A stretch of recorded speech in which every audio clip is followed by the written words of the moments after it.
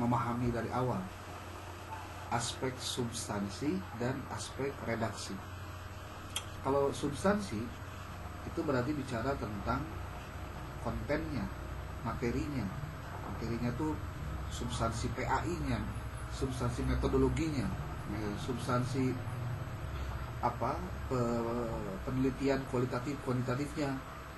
Kemudian dari sisi redaksi maksudnya dari mulai struktur tulisan dari bab 1, pendahuluan dari paragraf 1 ke paragraf 2 dan lain-lain, itu substansi ya. Nah, kalau yang kedua tentang redaksi, itu artinya terkait dengan ejaan yang disempurnakan, tulisan, typo, EYD, nah terus lagi tanda baca, huruf besar, huruf kecil, kemudian tanda petik, tanda koma dan seterusnya, itu adalah redaksi. Nah, hal-hal yang terkait dengan redaksi kalau kita presentasikan ya, itu kurang lebih bobotnya 70-30. 70 substansi, 30 redaksi. Tetapi secara umum jika redaksinya banyak salah, itu akan mengganggu dari kemauan orang membaca.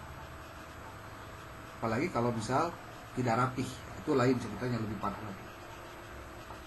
Oke, jadi pastikan nih kalian yang 4 orang ini belajar dulu, belajar lagi EYD tentang menulis paragraf, kalimat, terus tanda baca. Karena kalau misalkan masih salah dari tanda baca, nggak bisa bedain di sebagai kata depan dengan di sebagai imbuhan, berarti kita abai untuk hal-hal kecil gitu. Pastikan KBBI punya lah, download aja lah, banyak kan KBBI. KBBI itu Kamus Besar Bahasa Indonesia. Penggunaan kata baku yang mana, seperti di bab 1 itu ada manfaat penelitian atau kegunaan penelitian. Penulisannya biasanya teoritis. Coba cek. Coba kamu di Ctrl F, tulis manfaat atau kegunaan kamu nulisnya. Coba kamu pakai ini nggak? Pakai navigation pen nggak ini? Dik? Enggak Bapak, nggak menggunakan ya. Ini pakai navigation pen. Bapak. Kamu ngerti nggak navigation pen? Tahu Bapak. Coba. Buat menavigasi tulisan-tulisan yang ingin dicari. Coba, bukan, itu salah. Navigation pen itu menavigasi halaman per halaman, kalimat per kalimat berdasarkan subbab. Coba kamu klik heading tuh heading tuh, klik heading. Ini result, ini page, headingnya klik.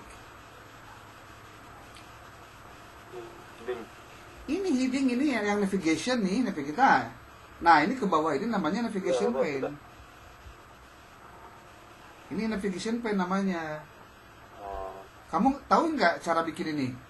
Ini kayaknya kamu copy paste juga dari teman atau dari orang lain. Kalau nggak ngerti navigation pen, buat Bapak. Hah? Buat?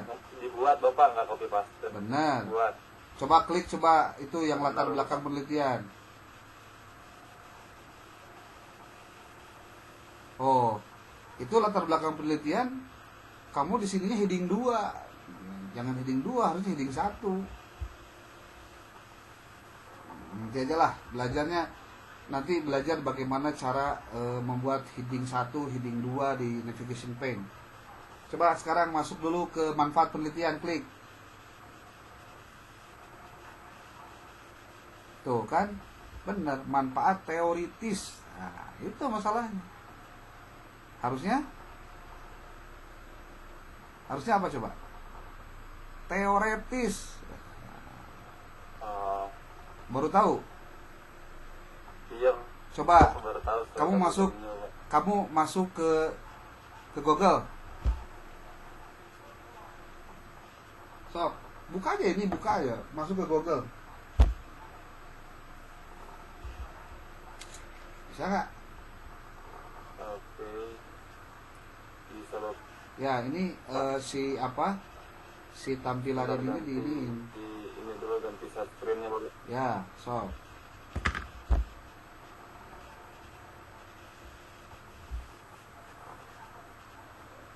Ini buat mereka yang bimbingannya biasanya biasa-biasa, sekarang rada dinyakeun, matakan kudu bebenangan ya poe ayeuna kamu bimbingan walaupun online. Karena bagi bapak mah online atau offline tuh sama aja. Coba tuh, bener tuh. Kata bakunya adalah teoretis, bukan teoritis, ya kan? Nah itu teh kakarek cek AI itu teh. Kamu coba tulis di Google na KBBI online.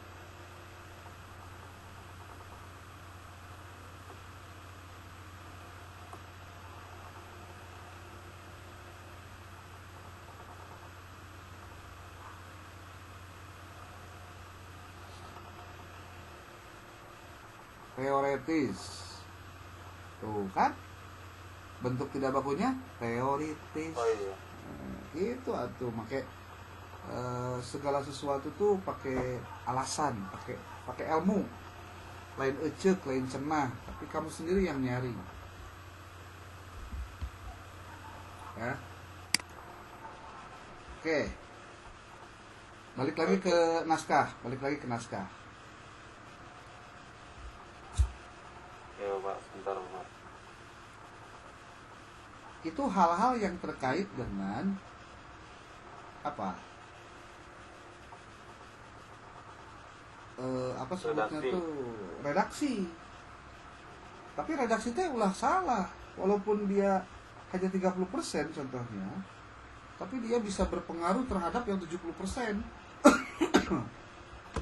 Kalau ternyata pada saat kamu melakukan penulisan ternyata banyak salah, nah itu kalau banyak salah terlalu berarti kayak bukan anak pernah kuliah gitu maksudnya. So, sekarang masuk lagi ke latar belakang penelitian. Klik lagi navigationnya, headingnya klik lagi. Jangan di scroll, awas. Nanti kalau udah ratusan halaman itu nggak boleh lagi pakai scroll. Makanya pakai heading 1, heading 2 begini. Ya. Jadi Ya Bapak. buat kalian nih, kalian bikin skripsinya satu file untuk seluruh halaman dari mulai bab 1 sampai dengan bab terakhir. Nanti mah ditambahan jeung cover, jeung daftar pustaka, daftar isi, daftar gambar, daftar tabel, ucapan terima kasih, ucapan sekapur sirih lah, kata-kata mutiara teruntuk kepada lah, biasalah gitu. Itu nanti di dalam satu file itu. Coba kamu baca deh biar kedengeran juga, biar enakin mana kalimat utama, mana kalimat penjelas ini. Sok coba. Bapak izin memaparkan daripada latar belakang penelitian saya menggunakan daripada pendekatan deduktif, yaitu umum khusus. Nah, diantaranya saya akan membahas mengenai pertama, di paragraf pertama menjelaskan tentang media pembelajaran, mana media pembelajaran merupakan alat yang digunakan oleh pendidik secara garis besarnya. Nah, di paragraf selanjutnya ada hal yang menjelaskan bahwasannya guru pada saat ini diharuskan memiliki banyak referensi pada pembelajaran yang inovatif. Bentar Bapak.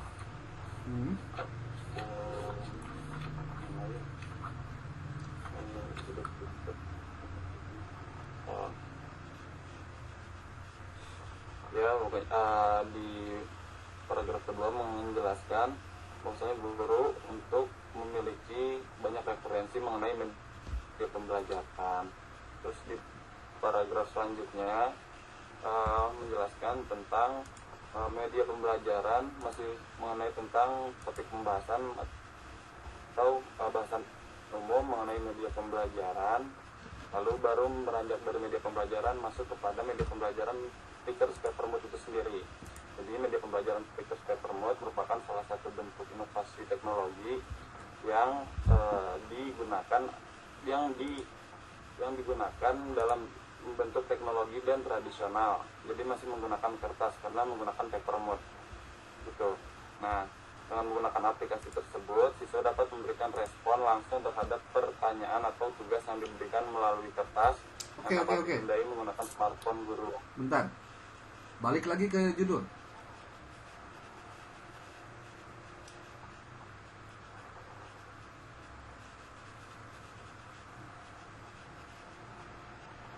Ya, coba baca ke judulnya. Pengaruh media pembelajaran Speakers Paper Mode terhadap motivasi belajar siswa pada mata pelajaran PAI, Bapak. Oke, berapa variabel tuh? 2, Bapak. 2. Mana aja yang 2 teh? Yang pertama variabel X-nya yaitu media pelajaran Speakers belajar.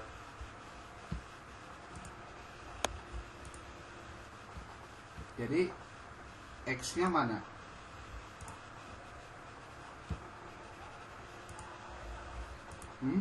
X-nya ini Bapak, media pembelajaran Speakers Paper Mode. Y-nya? Y-nya motivasi belajar siswa. Oke. Sebetulnya masalahnya ada di mana? Di X apa di Y? Masalahnya ada di Y. Y. Berarti kalau ada di Y, pembahasan di latar belakang harusnya mana dulu?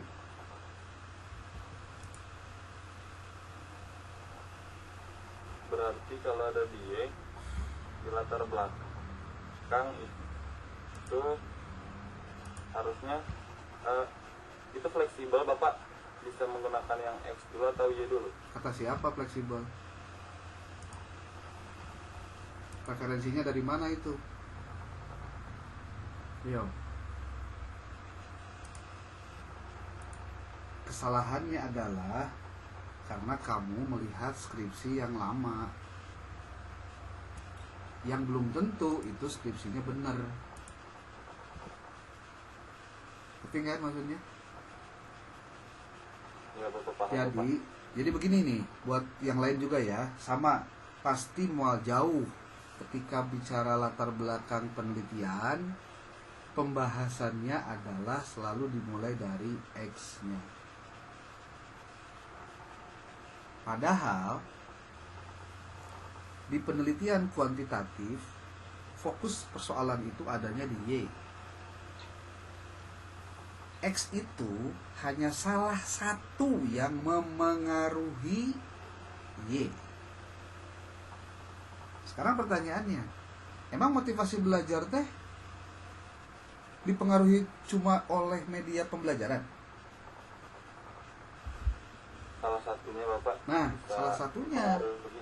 Pertanyaan paling simpelnya adalah, kenapa kamu memilih variabel X media pembelajaran bukan yang lain? Kan harus ada alasan logisnya. Nah, itu tidak akan terjawab manakala pembahasan penulisan latar belakang dimulai dari X. Jadi ari kitu mah berarti kamu sudah mematok dari awal bahwa media pembelajaran itu sangat berpengaruh kepada motivasi belajar. Nah, itu yang keliru. Jadi harusnya kamu menggali dulu terkait dengan motivasi belajar siswa. Buktikan dengan fakta. Berikan dengan data bahwa motivasi belajar siswa pada mata pelajaran PAI itu bermasalah. Rendah, ogah-ogahan, gak mau ngerjain tugas, takut ke guru PAI contohnya, sehingga motivasinya jadi turun. sehingga belajarnya jadi nggak benar. Apa resikonya ketika motivasi belajar rendah? Prestasinya jadi menurun, kan begitu. Maka dicarilah cara bagaimana untuk meningkatkan motivasi. Kamu cari referensinya, bahwa ternyata ditemukan ada hasil riset yang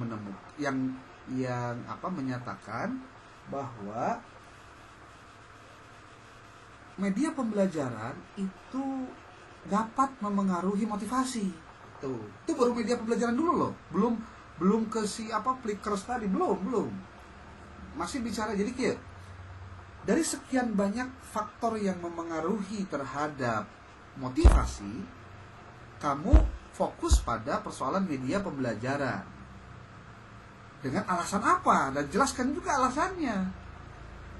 Bahwa media pembelajaran saat ini sesuatu yang memudahkan siswa untuk menghubungkan antara pelajaran dengan apa yang disampaikan atau apa yang ingin dikuasai. Gitu.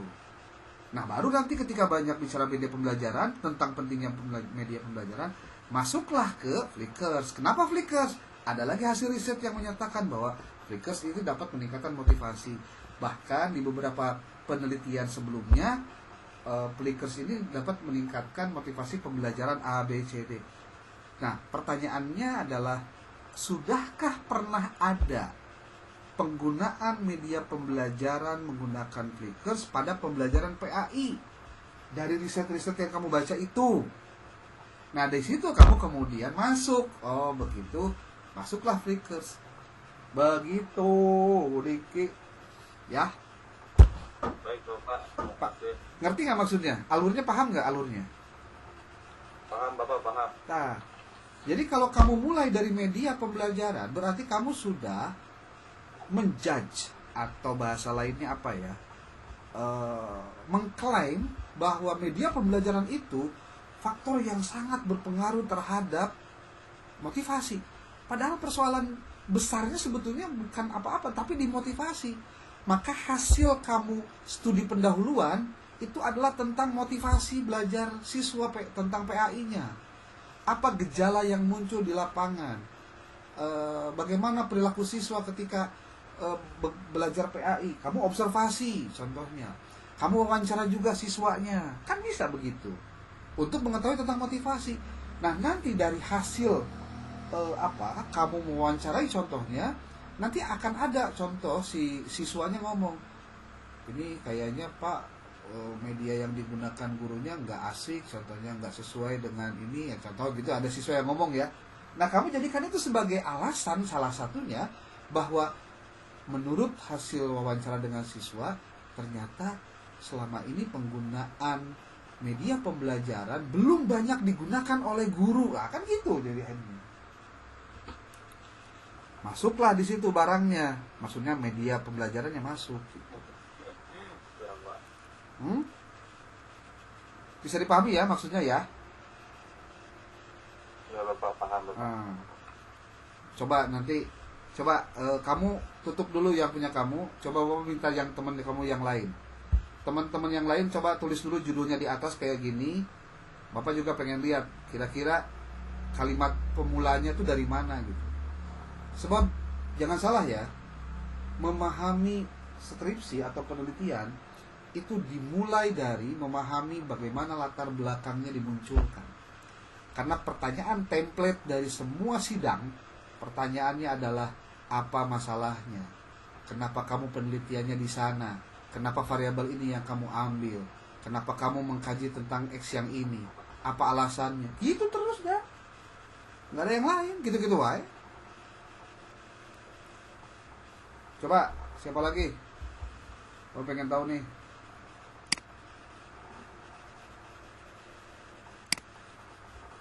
Ini mungkin Astrid. Alif Raihan boleh. Mengirimkan yang punya Astrid. Atau punya Astri, punya Barik, sok saha. Itu aja dulu yang pertama, mah. Pahami dulu ketika kamu menjelaskan tentang latar belakang itu harus clear and clean gitu.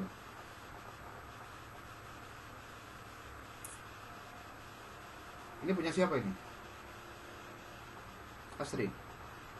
Punya Astri. Oke, Astri, tulis silakan. judulnya.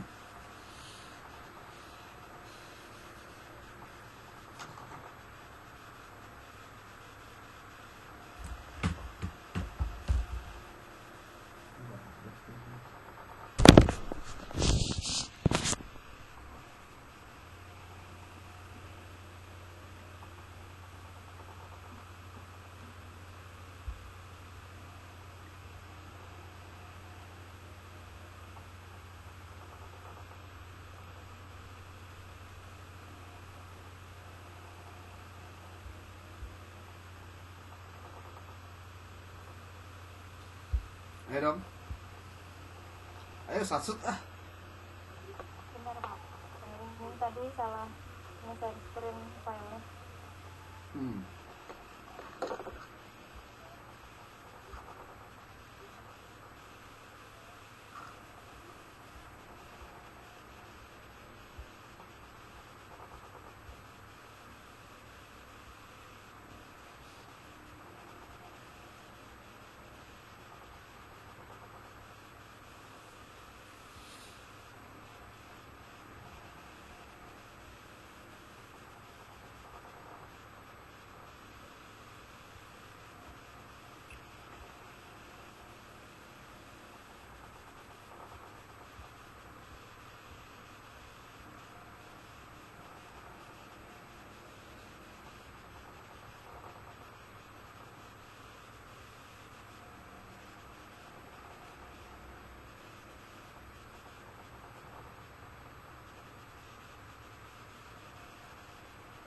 Oke, ini punya siapa? Punya saya Pak. Ini Asri ya. Ya. Oke, ini sudah pakai navigation pen, Bapak. Nah, itu apa langkah awal yang baik ya. Jadi jangan sampai tidak menggunakan teknologi standar gitu loh untuk penulisan begini. Coba kamu judulnya apa? Pak, mampu pendekatan tujuan ajaran total terhadap mata pelajaran terakhir. Kok terhadap mata pelajaran? Terhadap apa pelajarannya? Terhadap hasil belajar, Nah, Pak. kenapa nggak Terhadap hasil ditulis? belajar kognitif. Oke. Coba lihat ke bawahnya. Ini ya, ini Bapak kasih tahu nih. Setiap kalimat yang kamu kamu kutip, pastikan itu ada dasar referensinya. Jangan dibiasakan kosong begitu. Nah, tentu ini nggak gampang kecuali kamu punya kemampuan untuk bagaimana mendapatkan referensi. Jadi jangan sampai satu paragraf itu semuanya hanya satu saja kutipannya gitu. Itu menandakan bahwa kamu miskin referensi. Padahal dalam satu paragraf kamu bisa mengutip lebih dari 5 referensi. Karena yang paling penting dari sebuah referensi itu adalah kamu perlu menunjukkan bahwa apa yang kamu sampaikan ini diperkuat oleh teori atau pendapat dari orang lain. Gitu. Coba, oke, Bapak lagi nyari-nyari ya. Ininya apa? Pohon nyimpen amat ya. Cara untuk menuliskannya. SMS. Sok. Coba kamu baca dulu deh, Sri. Sok baca.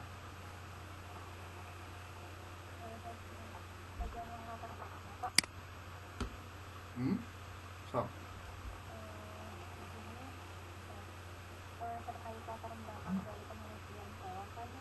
Suara kamu kecil banget deh. Gedein. Halo Pak, kedengeran nggak Pak? Gede gitu, bagus. Terus. Oke. Dari latar belakang penelitian saya, di mana hasil belajar ini merupakan kemampuan yang dimiliki para peserta didik. Tutor ini merupakan proses dari pemberian nilai terhadap hasil belajar tersebut. Nah, hasil belajar dapat kita lihat melalui kegiatan evaluasi yang bertujuan untuk mendapatkan data dan pembuktian yang akan menunjukkan tingkat kemampuan siswa dalam mencapai tujuan pembelajarannya. Nah, kemudian para peserta didik secara individual memiliki beberapa karakteristik yang berbeda-beda, sehingga seorang pendidik senantiasa harus memberikan proses pembelajaran yang baik supaya siswa memiliki hasil belajar yang baik dan sesuai dengan capaian dalam modul pembelajaran. Dalam sistem pendidikan nasional terdapat perumusan tujuan pendidikan yang baik tentang tujuan dalam proses pembelajaran. Nah, salah satunya itu menggunakan klarifikasi hasil belajar Bloomstum yang secara garis besar membaginya menjadi 3 ranah. Yang pertama ranah kognitif, yang kedua ranah afektif, dan yang ketiga ranah psikomotorik. Ranah kognitif ini berkenaan dengan hasil belajar intelektual yang terdiri dari 6 tingkatan, yaitu yang pertama ada C1 yang merupakan pengetahuan, yang kedua ada C2 yaitu pemahaman, kemudian ada C3 yaitu penerapan, kemudian ada C4 yaitu analisis, kemudian ada C5 itu ada sintetis, dan yang terakhir ada C6 yaitu evaluasi. Nah, dalam proses pembelajaran sering terkenal dengan proses berpikir kognitif. Tujuannya untuk memperoleh pengetahuan serta menghasilkan referensi mental yang baru. Dalam proses kognitif ini tidak berkembang secara alamiah, melainkan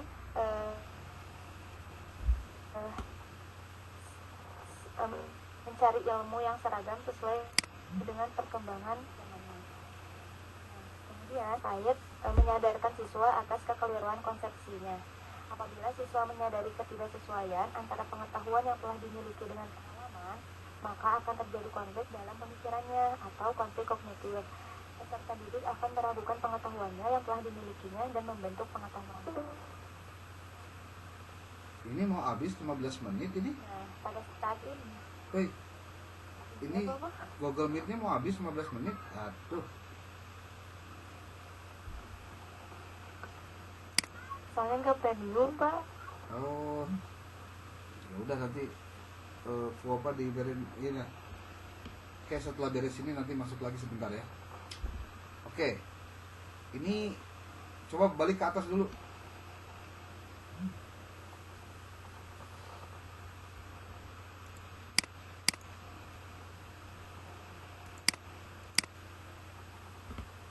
Nah, ini teh benar nama pada pembelajaran kognitif PAI.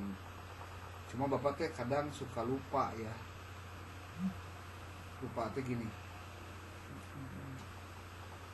Di bagian mana perlu memasukkan ayat Quran dan hadis untuk menguatkan apa yang kamu tulis. Jadi artinya gini, jangan sampai skripsi kamu itu ya artinya nah bedanya jeung orang UPI contohnya anu jurusanana pendidikan itu bukan PAI ya. Kalau PAI lagi sih pasti ayat Quranan.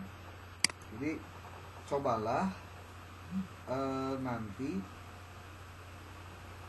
menyiapkan di bagian mana kamu mengutip Al-Quran dan hadis yang nanti akan jadi penguat dari teori teologis yang kamu akan tulis.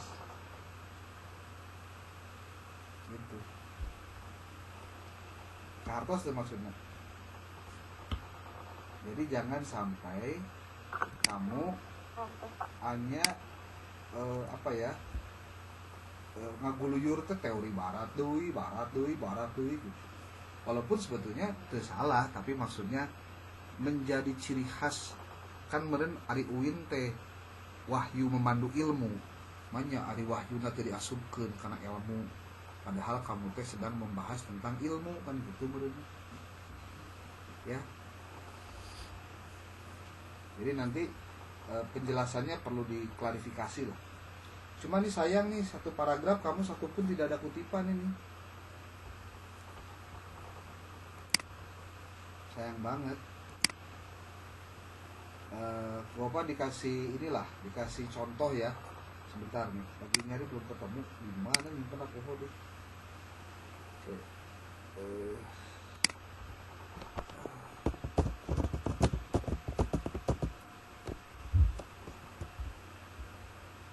Oke. Oke, Bapak nanti mau share screen biar kamu tahu bagaimana teknik mengutip ya. Da aya nama, aya ChatGPT, aya AI, sebetulnya bisa lebih mudah. Yang paling harus kamu tahu adalah bagaimana mereka digunakan.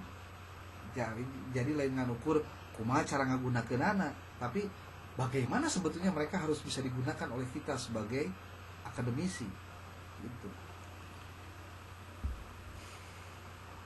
Nah, ini kalau nanti habis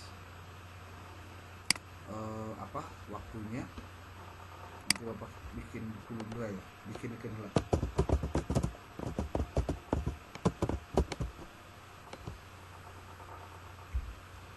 Bentar, bikin dulu ininya ya.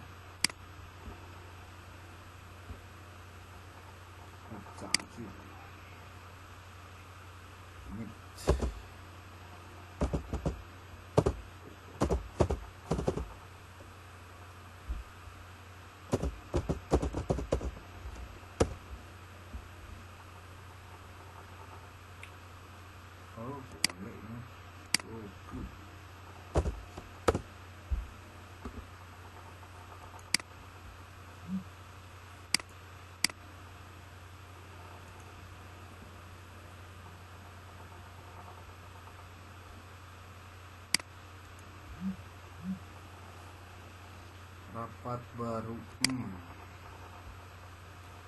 buatkan link untuk nanti ya.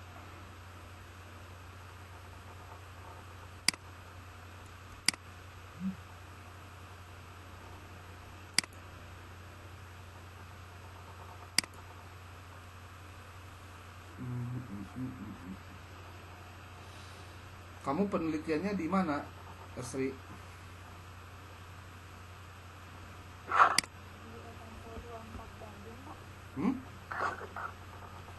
Di SMPN 24 Bandung. Di SMPN 2 24. Oh 24. 24. SMA 24. 24 Bandung. SMA apa SMP? SMP. SMP. Keun heula hiji-hiji barusan hasil kognitif mata pelajaran PAI. Coba satu lagi, dua lagi, siapa yang belum? Tampilkan dulu aja minimal, nanti Bapak ketahuan awal-awal kekeliruannya di mana aja gitu.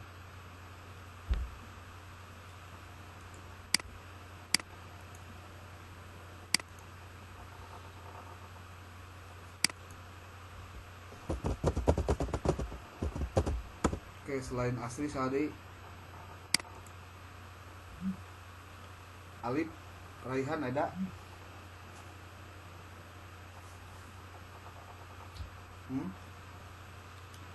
Lu? Atau Barik Taufikur Rahim, sok.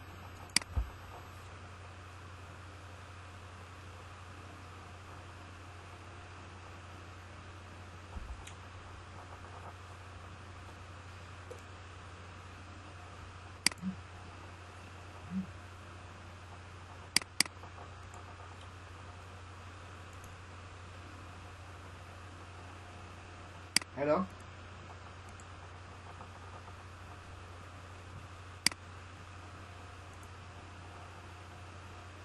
Halo?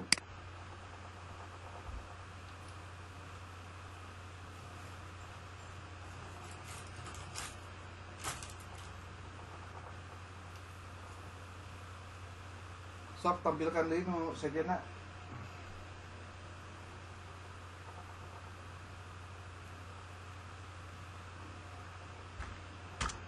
Ya Bapak, ini Alif Raihan.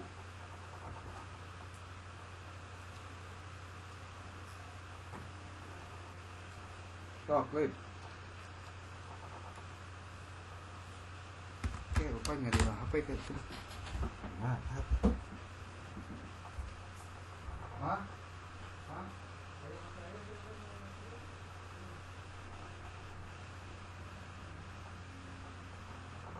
Ada gak?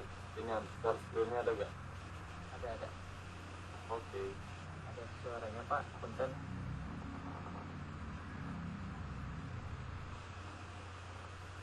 Ada. Ini penelitian saya. Belum, Lip. Belum. Apa? Bapaknya lagi ambil HP. Oh, Yuk, lanjut. Aduh, bentar. boleh tolong ditulis ya di judulnya.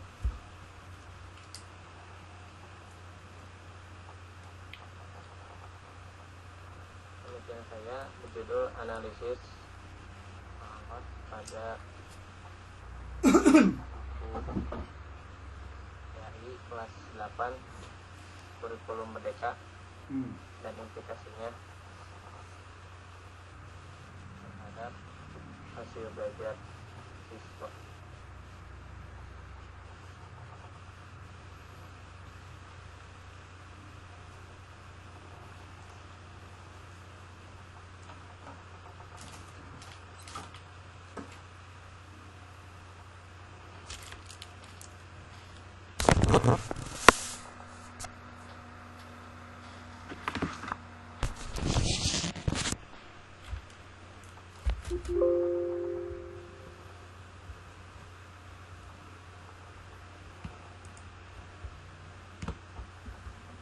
Di latar belakangnya Bapak ya, Oke. kan saya penelitiannya kualitatif dan menganalisis buku teks PAI. Maka dalam latar belakang penelitiannya itu dibahas terlebih dahulu mengenai perkembangan dunia yang semakin cepat, terlebih dalam hal teknologi informasi serta komunikasi, dan nantinya kecepatan perolehan informasi ini berdampak pada kecepatan manusia untuk berpikir. Dan muncul suatu istilah dalam pembelajaran abad ke-21 yang disebut dengan 4C, yaitu communication, collaboration skill, creativity, dan critical thinking. Berfokus pada poin critical thinking di dampak pembelajaran abad 21 tadi, maka muncullah konsep kemampuan berpikir yang dinamakan dengan HOTS atau High Order Thinking Skill. Kemudian itu dijelaskan secara kasar atau selewat mengenai High Order Thinking Skill itu apa bedanya dengan yang biasanya, lalu dikaitkan dengan apakah kemampuan berpikir tinggi ini atau HOTS ini ada pada sumber belajar utama di pembelajaran kelas, yaitu buku teks.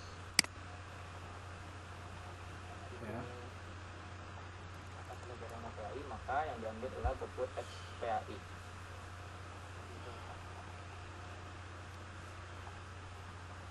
Ini belum kena juga nih. Kenapa PAI yang jadi bahan kamu research? Jangan dijawab karena kamu prodi PAI, awas. Salah itu.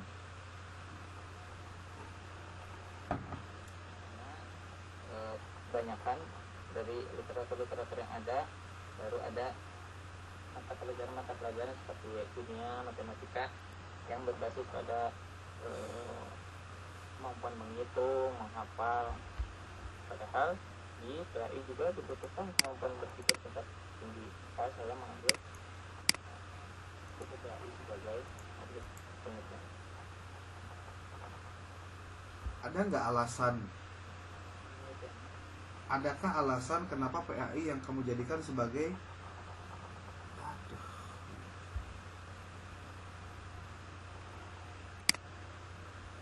halo? Kedengar nggak?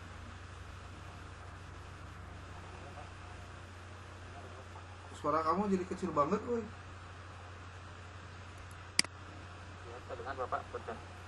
Maksudnya gini, ada nggak pernyataan kenapa kamu memilih PAI untuk kamu teliti hotnya?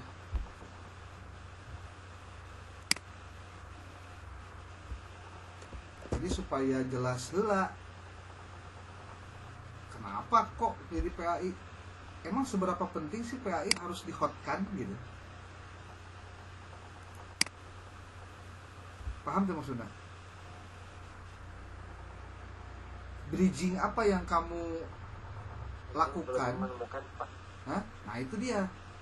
Artinya gini, bridging apa yang kamu lakukan untuk mengantarkan pada hot itu PAI itu penting gitu loh. Apa yang menjadi akibat jika PAI tidak pakai hot? Itu juga harus dijawab loh. Karena kamu memilih buku PAI sebagai dianalisis untuk benar henteu-na dia ada hot atau tidak.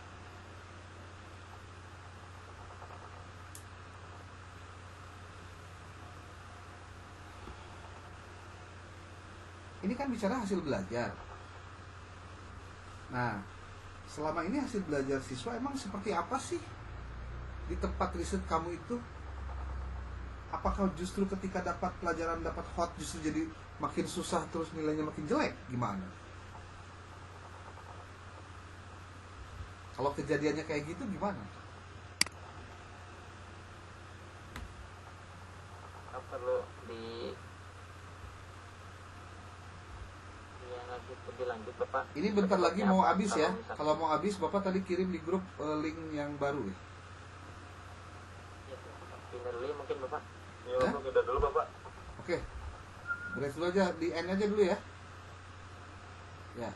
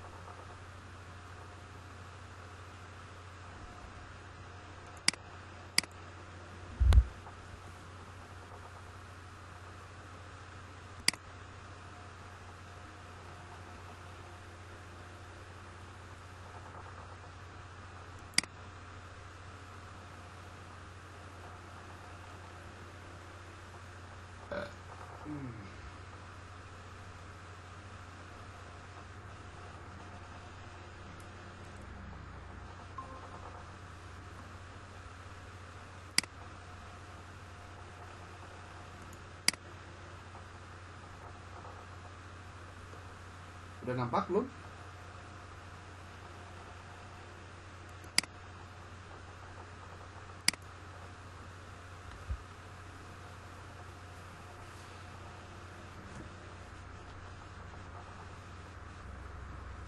Kenapa lama ya?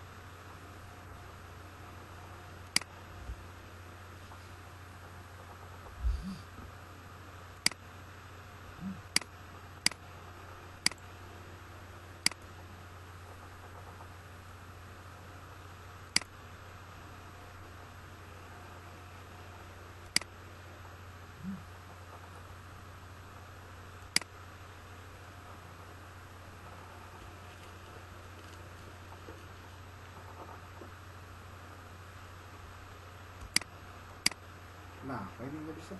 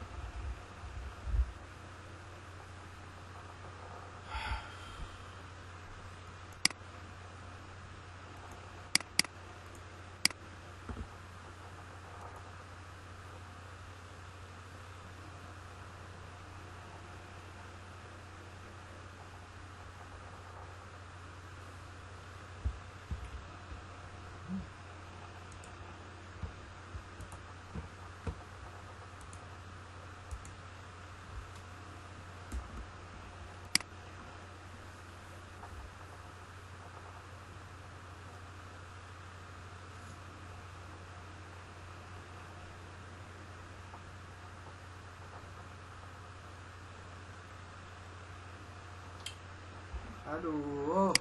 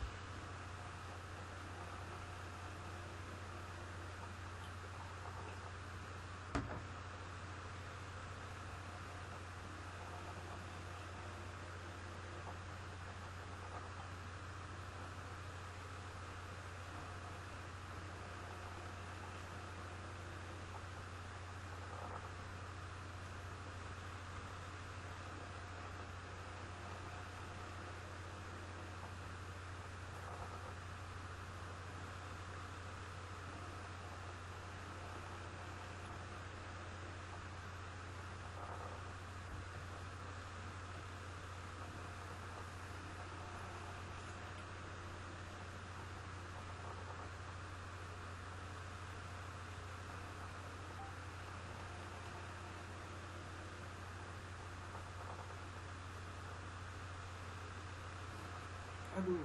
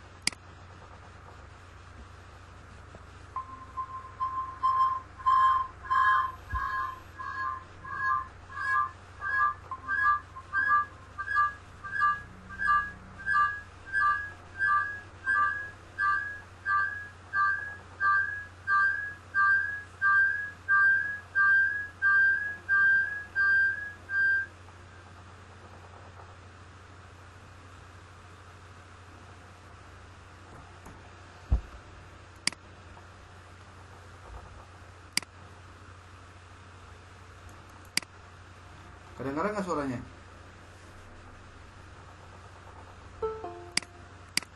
Terdengar Bapak? Oke. Bentar nih rada lemot. Aduh, ampun nih, berat. Sok tampilkan lagi yang tadi. Coba.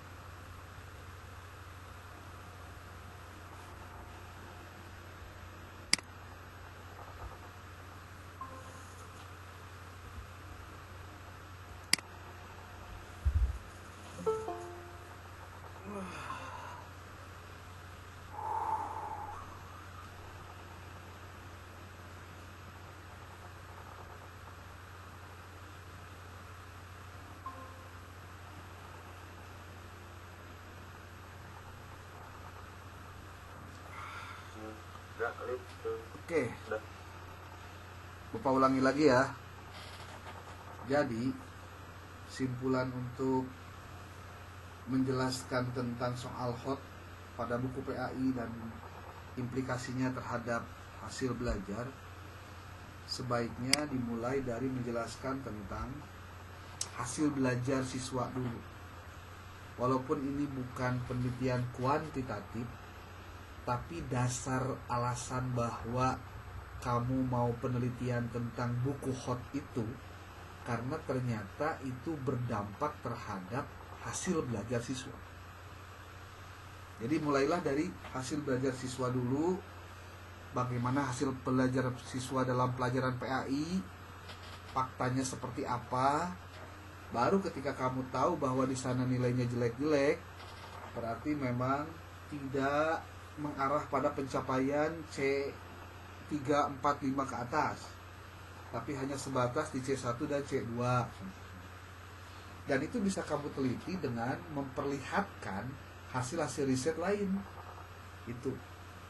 Jadi kata kunci dari persoalan yang ada di dalam sebuah judul sebetulnya di ujungnya dalam rangka apa. Seperti kalau judul ini implikasinya terhadap hasil belajar siswa. Cobalah mengkajinya dari itu dulu, dari apa? Dari hasil belajar siswa dulu. Kalau ternyata dari hasil belajar siswa udah ketahuan jelek, alasannya apa? Dari mana alasannya? Siapa riset siapa yang pernah menyatakan itu? Karena ternyata jika itu tidak dimunculkan, berarti kamu sendiri sebetulnya tidak tahu apakah ini ada masalah atau tidak. Jangan-jangan kita tuh nggak ngerti masalah itu apa gitu. Dan percayalah, walaupun lain rukun iman, percaya model yang Bapak sebutkan itu lebih pada pengalaman, pertanyaan-pertanyaannya template menujian kayak gitu. Coba sebutkan apa masalahnya, kenapa itu yang kamu pilih, nah gitu. Kenapa cara berpikir kamu kok begini. Jadi mulailah dari hal-hal yang sederhana bisa dijawab oleh kita. Gitu tah, siapa? Alif ya, Alif. Bukan tidak boleh, sekali lagi. Bapak nanti Bukan tidak boleh, tapi harus tahu bagaimana cara pendekatan menjelaskan itu. Ya. Oke.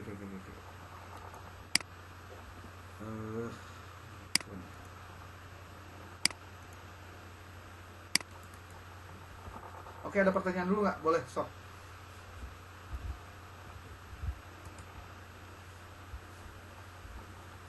Nih Bapak share screen dulu deh sebelum lupa. Isi pokok ini. Coba tutup dulu itu share screen. Bapak punten izin bertanya Bapak. Boleh. Izin bertanya Bapak. Jadi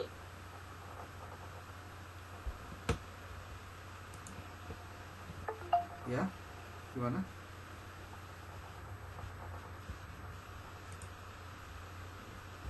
Ayo, gimana? Ya izin bertanya Bapak.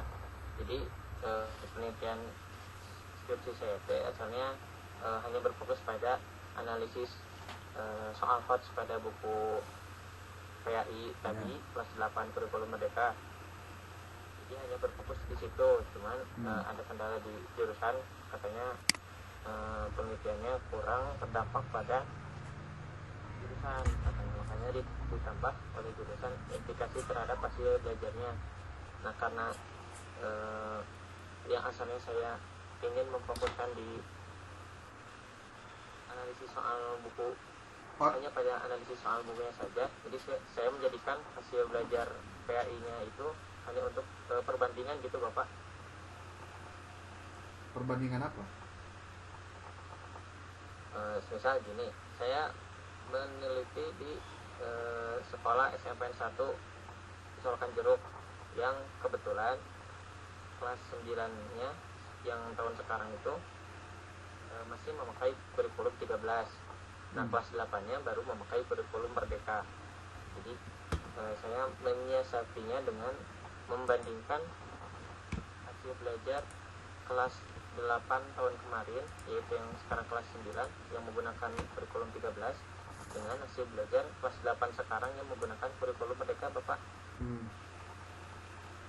Apakah boleh seperti itu, Bapak? Jadi penelitiannya tetap berfokus pada analisis soal pada buku PAI-nya. Tapi jadi judulnya perbandingan ya? Kenapa, Bapak? Hah? Kenapa, Bapak? Iya. Jadi posisinya kamu membandingkan akhirnya ya? Iya, untuk melihat apakah ada implikasinya atau tidak soal pada buku PAI itu. Berarti kamu menggunakan teknik kuantitatifnya apa? Kuantitatifnya paling nanti cuma dilihat rata-ratanya doang, Bapak. Iya. Apakah ada? Pertanyaannya begini. Kenapa kok jadi pembandingan? Bahwa di judul tidak ada kata-kata perbandingan. Jangan-jangan nanti kamu malah jadi salah, katanya disalahkan. Kamu teknis benar kia, jadi perbandingan. Nah, kan jadi ngaco. Jadi ginilah. Kalau menulis latar belakang masalah, pastikan kamu harus tahu alur masalah. Dari mana itu ada, dari mana itu data diperoleh, kenapa kamu ngambil itu penting loh. Namun judulnya saja sudah berbeda dengan apa yang kamu inginkan, berarti ada kesalahan di judul. Kamu mau balik lagi proposal? Kan enggak.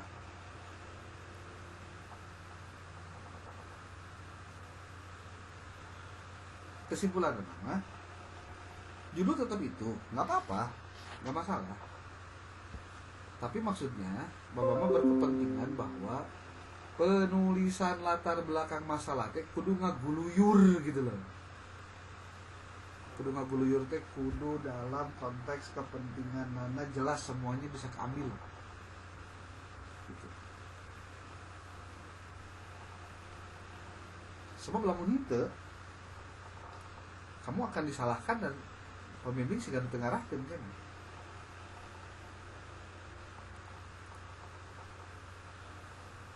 Gimana? Judulnya sudah bagus betulnya, sudah oke.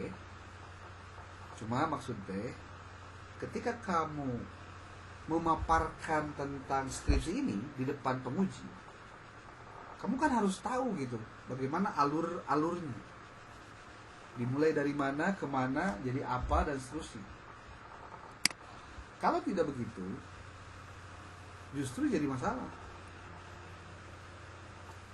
Dianggap kamu tidak prepare gitu loh.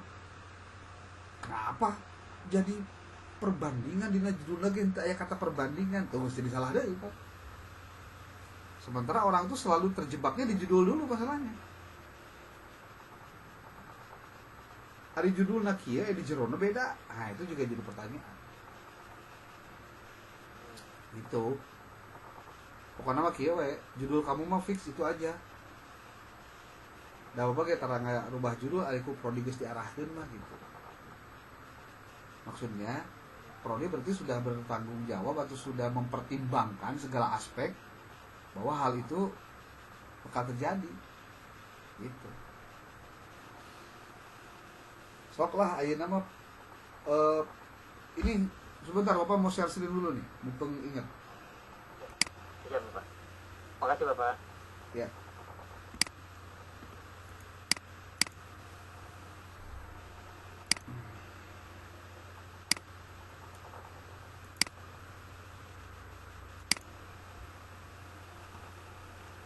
Sudah nampak belum?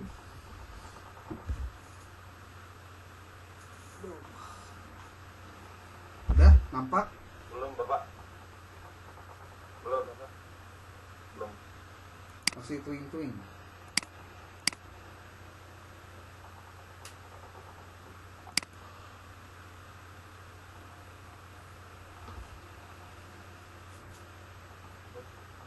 Udah?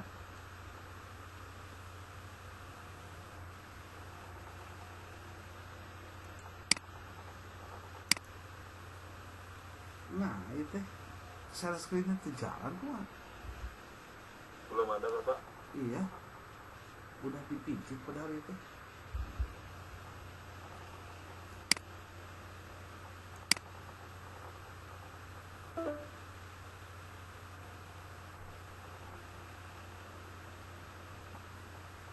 Bentar. Kenapa teh?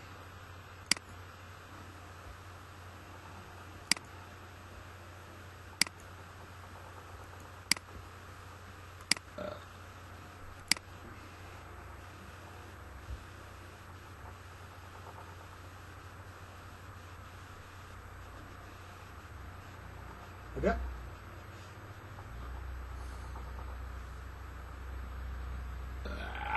Belum ada Bapak, mohon maaf. Ih, ya. Nah, udah Bapak. Sudah. Segala mah lemot, itu lemot. Loading Bapak. Kaburu sareng heula barunya.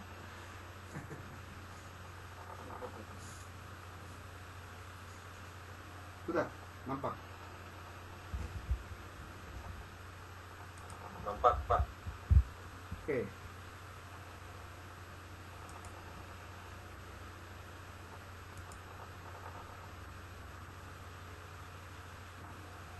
Sudah? Terlihat? Udah. Coba dilihat deh. Lihat Pak. Yang warna-warna itu.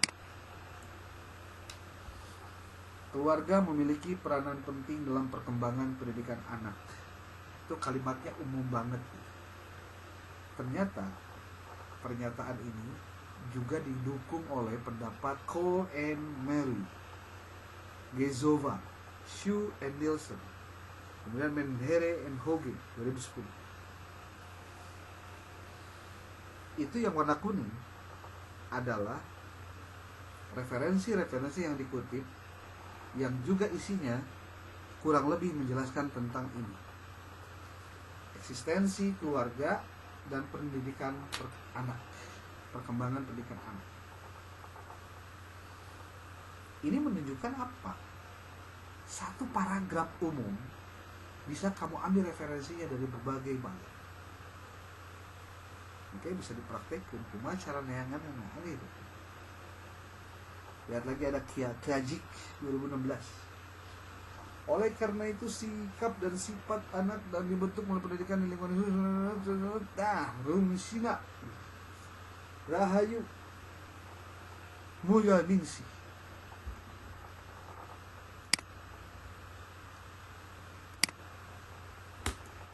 Terus saya biru banget. Ini sama, hanya untuk membedakan. Kamu lihat, satu paragraf itu isinya ada berapa referensi? 1, 2, 3, 4, 5, 6, 7, 8, 9, 10. Ada 10 referensi di satu paragraf. Kebayang tuh kamu yang tadi Bapak ceritakan kunaon pakai sebab itu. Nah, kamu tidak memaksimalkan referensi untuk kamu dapatkan jawaban dari pernyataan-pernyataan orang itu. Tidak. Ketika kamu nulis nanti referensinya tolong harus lengkap. Ada apa itu? Nama, tahun, judul, volume, edisi, halaman, dan doi. Penting. Kata kuncinya ini nih. Nah, tinggal dia kumaha lamun saya hayang nyaho. Ieu ceritana CKN Mori teu apaleun. Copy paste we naon kalimat yang utamanya. Biasanya kalimat utama itu ada di dasar kalimat, di awal kalimat.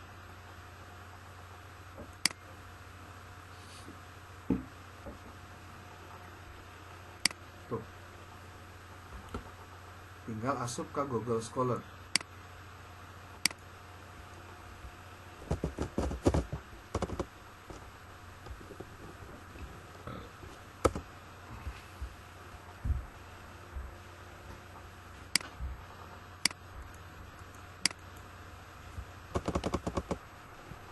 Google Scholar.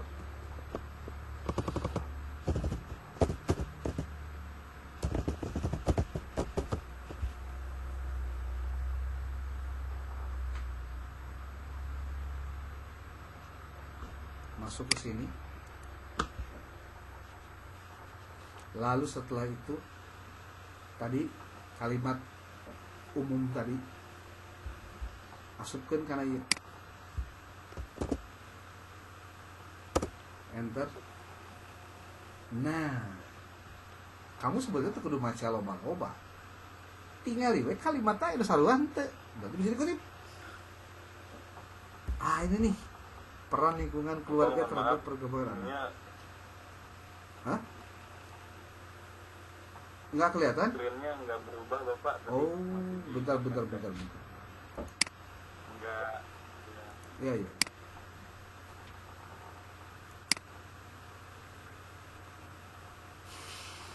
Iya, kayaknya.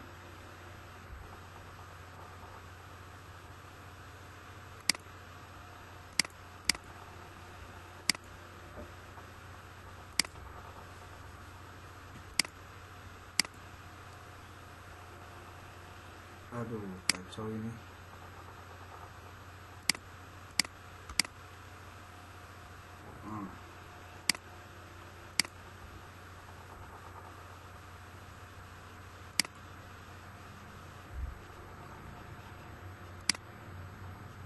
Mana ya?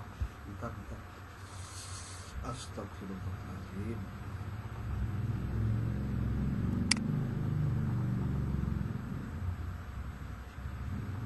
Wah, kacau Kelar. Panas salah nih.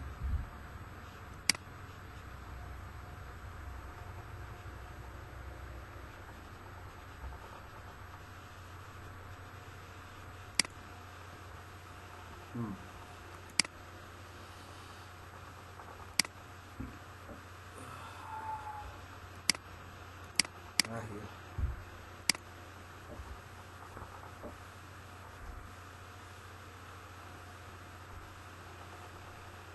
Sudah bisa belum? Kelihatan.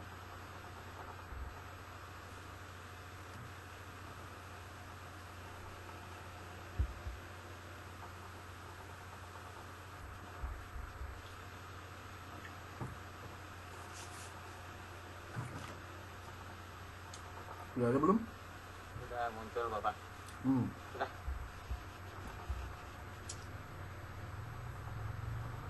Ini memang kan menampilkan ini ya.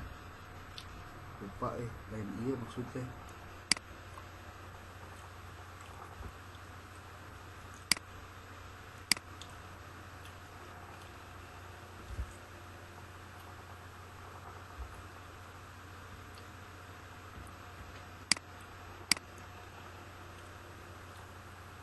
Mantap deh.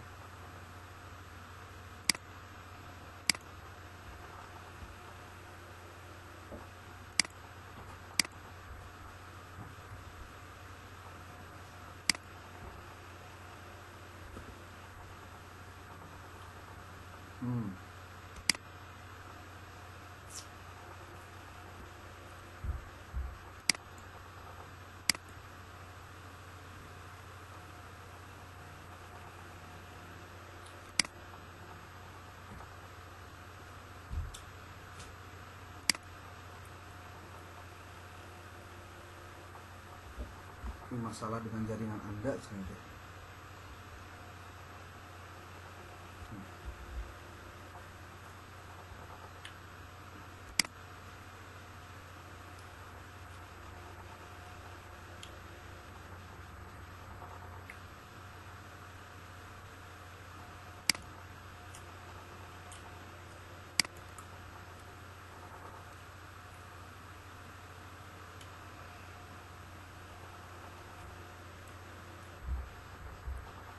Kayaknya karena sinyal jelek ya. Hmm.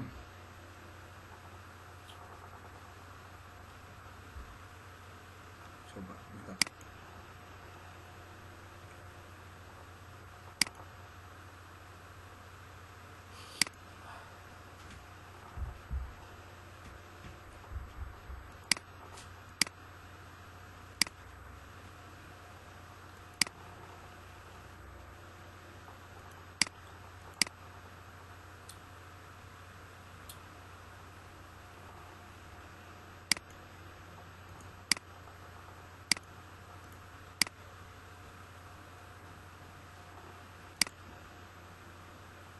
Kelihatan nggak tampilan Google Scholar?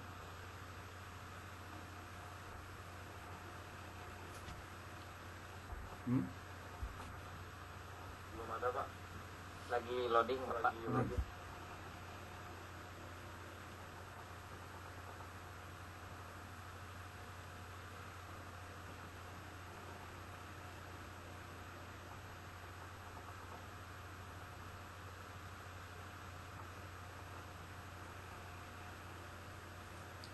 Sudah kelihatan?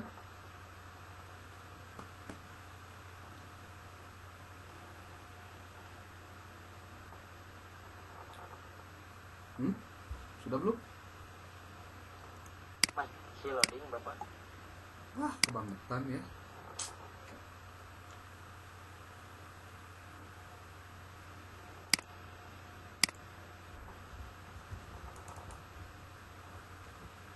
Oke deh. Gila, yang kesel pagi jadi nanti. Aduh, pun ini. Iya dia Yahudi itu ya lah.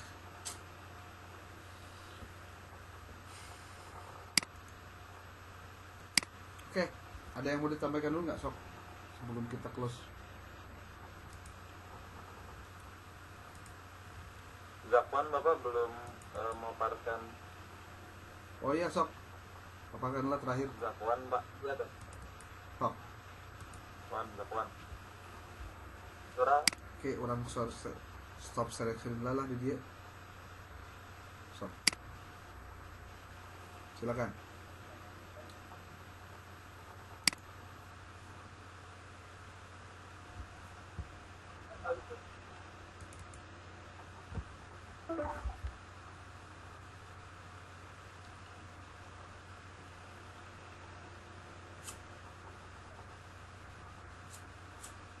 Gimana Mer? Balik. Yuk, silakan.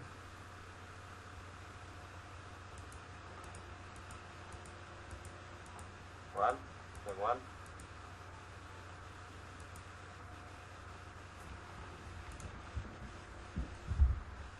Mau sih mah. Waduh. Zakwannya. Hah? Halo. Hah? Jelas nggak dik? Suara nggak dik? Jelas. Ini nggak ada wordnya Wan. Apa? Gimana? Word. Dengan yang di output Mas beberapa juga semua yang udah bisa download itu kan ada. Bentar. Judulnya apa kamu? Ini Pak, berkolaborasi perbankan media animasi untuk meningkatkan minat belajar siswa pada mata pelajaran PAI. Berarti kuantitatif ya? Iya Pak, kuantitatif.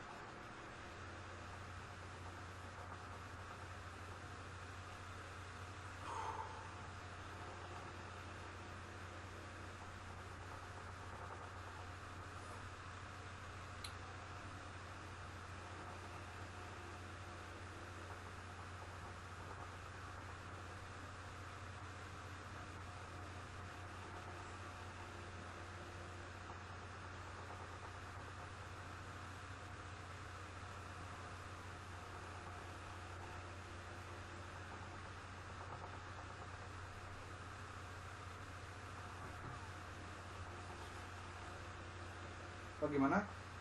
Masih nunggu? Iya Pak, masih nunggu di sini.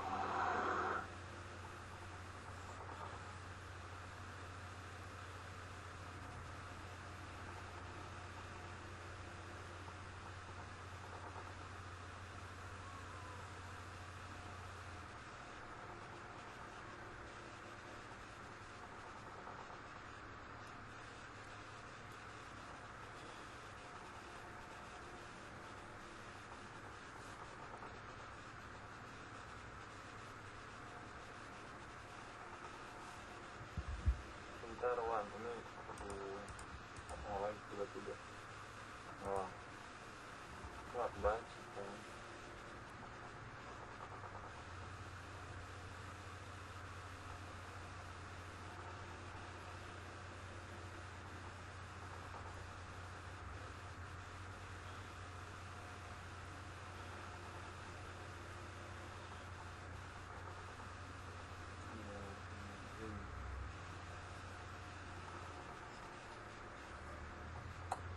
Oke.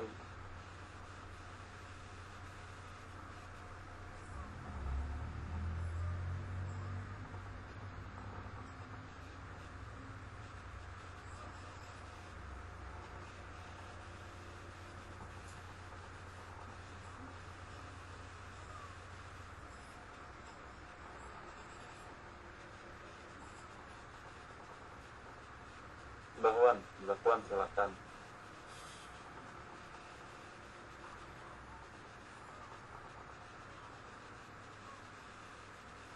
Tadi judulnya non? Ini Pak, penerapan metode kolaborasi pertemuan pada masa pelajaran sehari. Kemudian eksperimen di kelas 8 siswa SMK Negeri 20. Oke. Coba naik lagi. Itu pakai PDF ya?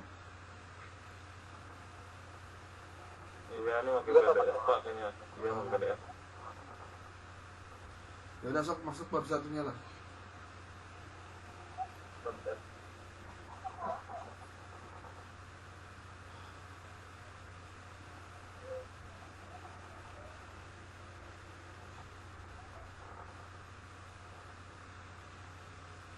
Itu kalimat pertamanya dimulai dari pembelajaran kan? Iya Pak. Nah itu dia. Itu jangan dibiasakan pakai munandar dalam Suyono dan Haryanto sambil nggak ada tahunnya lagi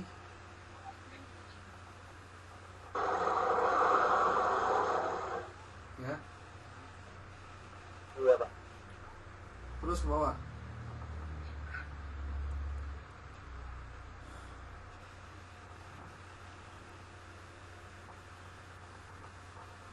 Tuh itu kebiasaan cuma paragraf terakhir aja yang diberikan kalimat terakhir di paragraf, ya paragraf aja yang pakai referensi. Ya referensi itu bisa di awal, di tengah, yang penting nyambung gitu loh ya.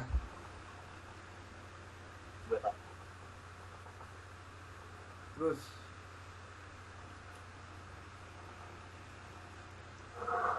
kalau bisa hindari penulisan angka 1 dan 2 dalam bentuk pointer numbering ya, tapi dibuat dalam bentuk paragraf aja.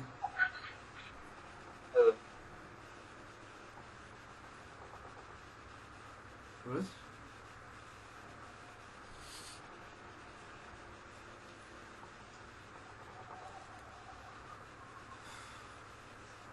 ini semua teman-teman yang lagi nulis tes skripsi ada studi pendahuluannya kan ke lokasi penelitian?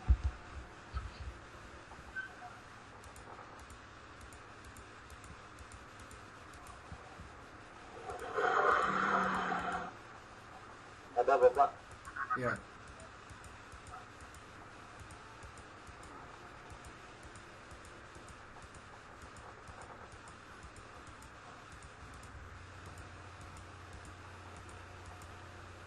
Oke, terus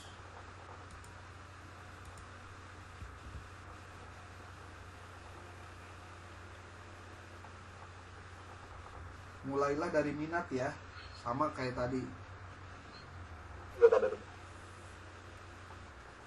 Jadi kalau bicara faktor X dan Y, maka yang harus dimunculkan pertama itu adalah Y-nya dulu, masalahnya. Pokok pangkalnya ada di Y sebenarnya, bukan di X. Ya, itu penjelasan awal tadi, pada yang lain juga sama. Nah, terus coba rumusan masalah deh, biar nanti yang lain bisa ngikutin. Nah ini nih, Bapak ngerti teh, kenapa kuantitatif tapi bentuknya kalimatnya bukan kalimat bertanya kuantitatif. Kuantitatif kan nanya angka ya. Kalau nanya angka itu harusnya gimana sih?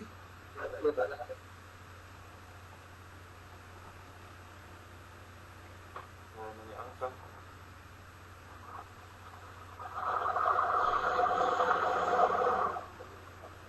Ngerti nggak maksudnya?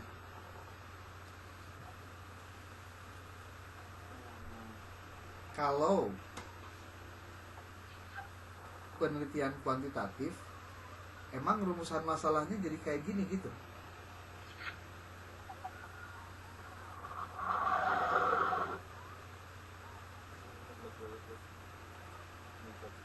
Apa yang lain juga sama kayak gitu? Diki gimana rumusan masalahnya, Dik? Kalau saya juga di poin satunya itu tentang X-nya Bapak. Terus yang kedua Y, lalu yang ketiga X dan Y. Bentuknya seperti ini juga sama.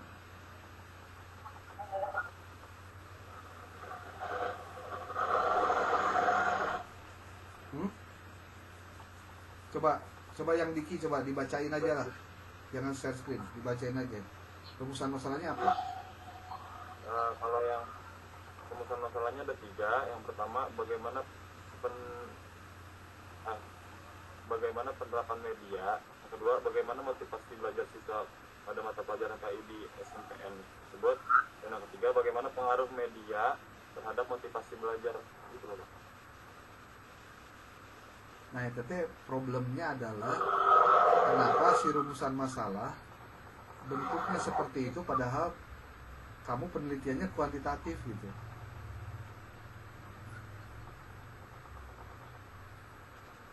Harusnya itu harusnya gimana ya? Pak? Jadi kudu nama Soalnya seberapa ini? Gimana? Gini Pak, harusnya ada pertanyaan seberapa besar pengaruh media tadi terhadap pemahaman materi dari menurut siswa. Yup. Jadi kalau kuantitatif itu pasti bertanyanya tentang besaran persentase.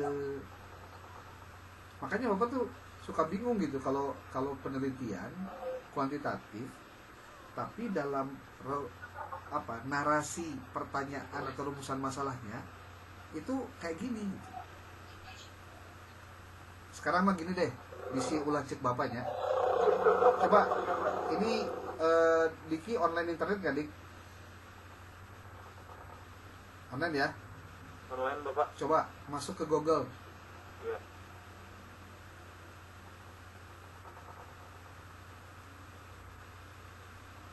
Tulis Z strip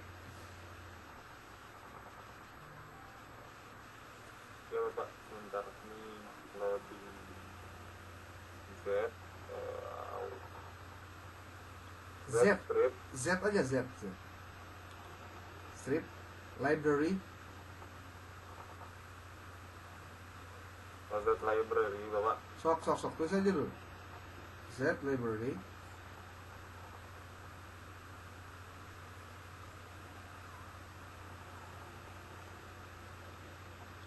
titik SK. Bukan itu, bukan. Jangan di situ nulisnya di atas dina toolbar. Oh baik Pak.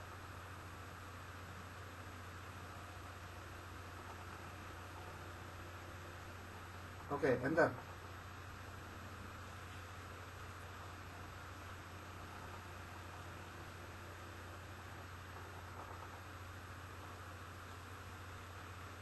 Nah, coba kamu login.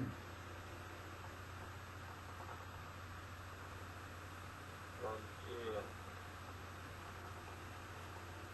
Loginnya pakai email kamu. Create ya, create aja create. Jangan tuh create account. Iya Bapak, ini diisi Bukan. dulu, Pak. Oke. Create account dulu, create account. Oh, sudah. Nah, coba lihat di alamat email kamu, aya ieu teh, aya naon teh, aya password apa gitu. Kita 4 huruf, 4 angka.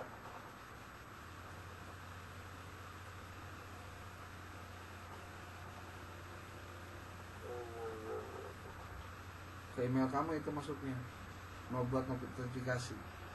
Kalau kamu nanti punya akun di alamat barusan, kamu bisa download 10 buah Ya.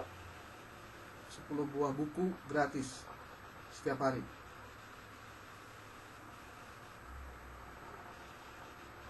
Oh, 10 buku, Pak.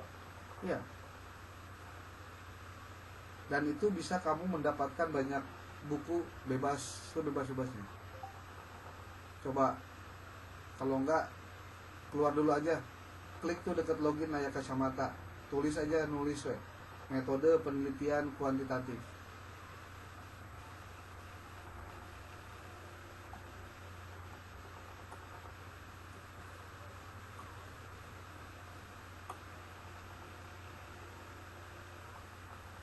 Search.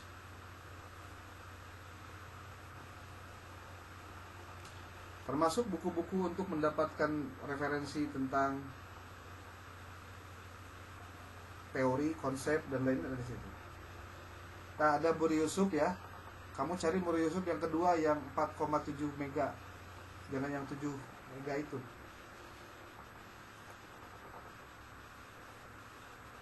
Banyak bukunya. Termasuk kamu nanti download bukunya yang Imam Mahali. Nah, yang ini Imam Mahali nih. Nah, itu untuk pedoman kamu nulis kuantitatif ada di situ semua. Nah, yang Muri Yusuf di bawahnya tuh, itu download juga buat nanti kamu nambah referensi. Ya. Oke. Ini buat kalian. Baik, Bapak. Kalian boleh cari buku apapun yang kamu mau dari sini. Kalau yang kualitatif model tadi, kamu tinggal cari aja buku khusus tentang kualitatif.